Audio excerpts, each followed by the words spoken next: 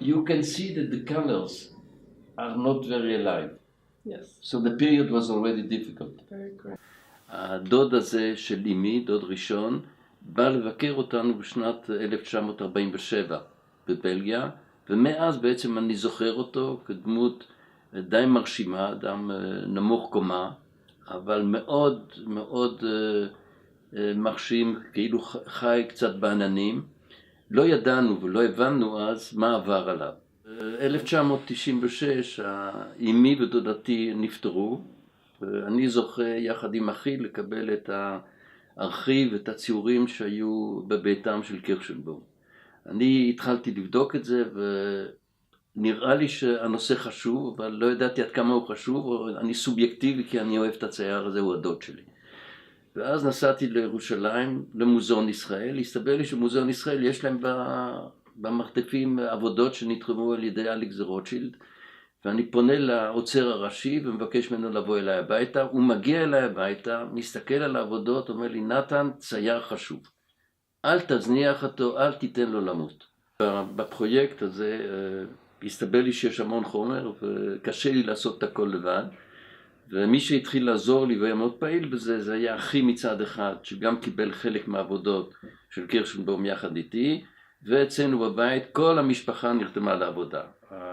את מכון גתה הכרתי לפני למעלה מ10 שנים, אני הגעתי אליהם בתחילת החיפושים שלי, ובאמת דרך המכון הצלחתי לקבל חומר, נדמה לי שאחד מהעובדות של המכון היום, מרי, והגיע אליי חומר, illustrations, מעיתונות של שנות ה-30 בגרמניה. ולפני כמה חודשים פניתי שוב למכון בבקשה לעזרה, למציאת איזשהו מתנדב שיעזור לי לארגן את הארכיב שנמצא אצלי, וגם לעזור לי בכל הנושא של הקומפיוטרייזינג, שאני מאוד זקוק לו, כי הדברים אצלי לא מאורגנים כפי שנדרש היום. ואז מי שהיה, עם מי נפגשתי עם מנכ"ל המכון, אירו וולף, ומאוד נהניתי משיחה שהייתה לי איתו, ואז הוא הגיע אליי וראה את העבודות, ראה את הארכיב, ואמר, נתן, אנחנו נירתם לעזור לך.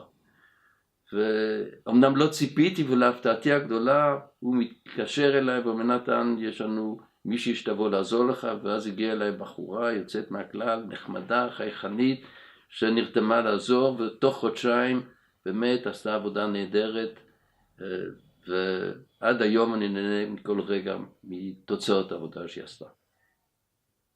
Und was ich genau mache, ist vor allem Texte lesen, wie zum Beispiel Briefe oder Zeitungsartikel, diese entweder zusammenzufassen oder auf Englisch zu übersetzen, je nachdem wie wichtig sie Nathan sind. Das Ganze zu digitalisieren, dass er das auch für später dann aufbewahren kann. Mit diesen Daten und weiteren, die Nathan auf seinem Computer hat, ein ganzes digitales Archiv anzulegen.